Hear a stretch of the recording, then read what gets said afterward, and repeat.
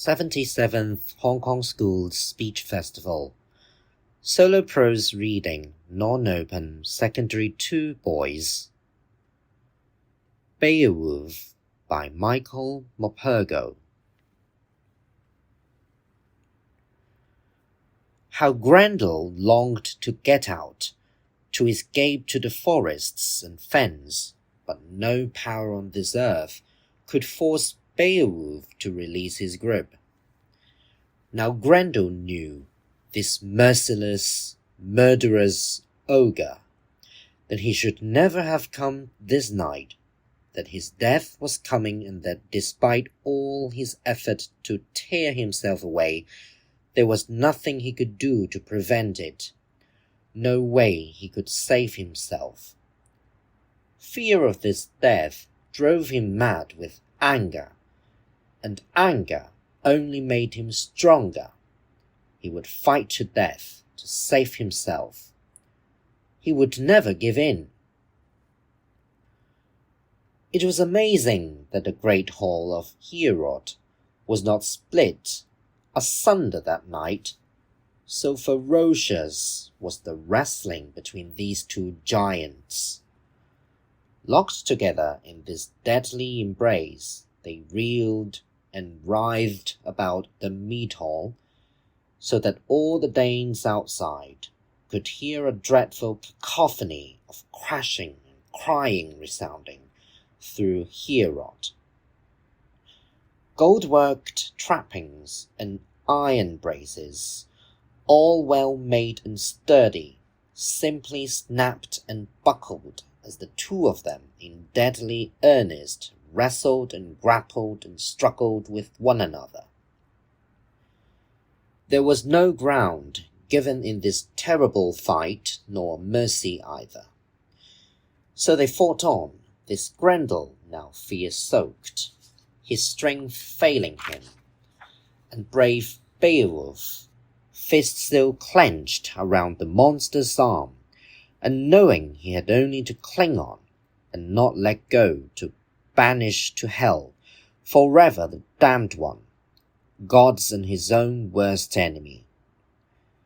Clearly outside they heard the monster's demon scream, his hideous, howling screech.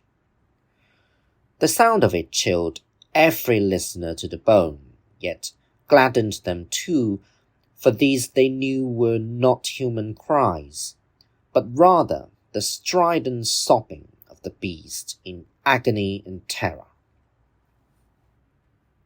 Seeing Grendel thus pinioned by the Geatish hero, and tortured and weakened by his pain, Beowulf's companions in arms drew their swords and sprang now to his side to help him in his fight, to finish, if they could, this murderer's wretched life.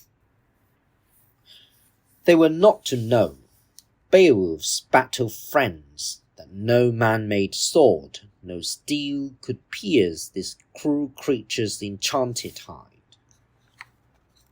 Only naked strength could end his unnatural life. Grendel understood this, and he knew he was weakening, that his end must be near. He could think of no possible way to escape.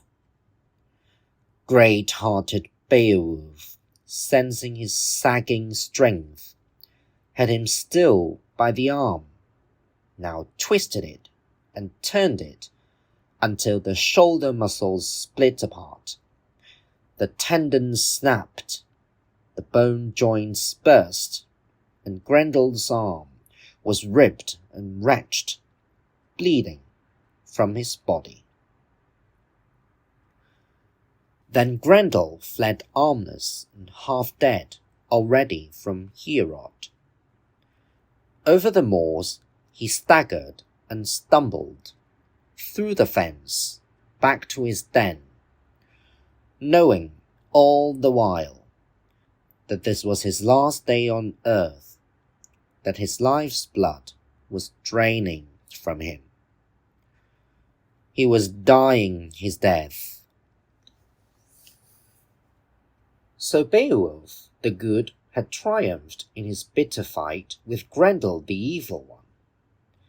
Thus were all Danish hopes fulfilled, and Beowulf's promise to them too. He had destroyed the great destroyer with his bare hands, saved Hrothgar's royal meadhouse, and the Danish people from further terrors, and given them back the sanctuary of their hearth and their home, so that everyone should know that the tyrant was truly dead, and their grief finally at an end. The hero hung high in the gables of Heorot, where all could see it and marvel at it too. That whole torn off limb, shoulder, arm, and hand, gruesome witness to the monster's violent end. By the next morning, the news of the great fight at Heorot had spread throughout the land.